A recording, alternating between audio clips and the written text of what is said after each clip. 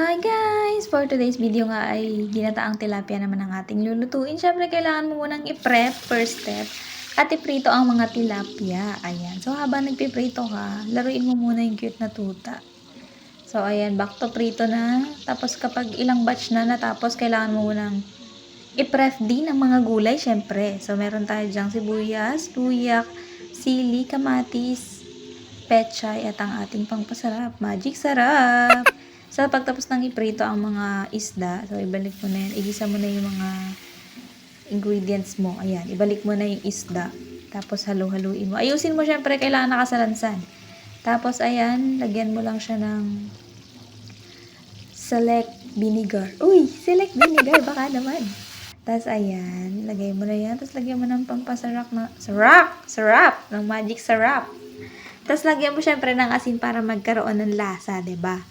So, ayan, lagyan mo ng konting tubig nang matunaw yung asin, magic, at kung ano-ano pa. Tapos, pagkudkudin mo yung driver mo. Pagkudkudin mo lang niyog. Para may gawin naman siya. May ambag siya, diba? So, pagkatapos yung magkudkud, syempre, kailangan mo nang pigain yung gata para makuha yung kakang gata. Ah, taray.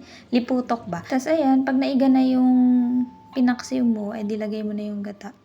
So, ayan. Tapos, pakukuluin mo lang yan hanggang sa medyo mabawasan yung sabaw niya kasi mas masarap yung ginataan na medyo naglalangis-langis.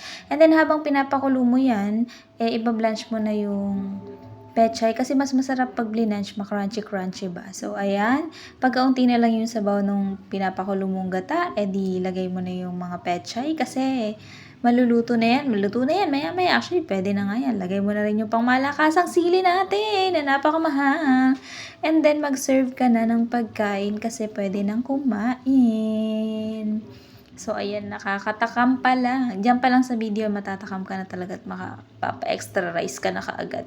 So, gawin nyo rin to guys na recipe na ito kung ikaw ay Bicol na mahilig sa ginataan. Syempre, mga Bicolano at Bicolana mahilig talaga sa ginataan.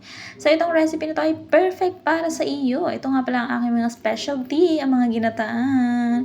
Happy eating! Bye!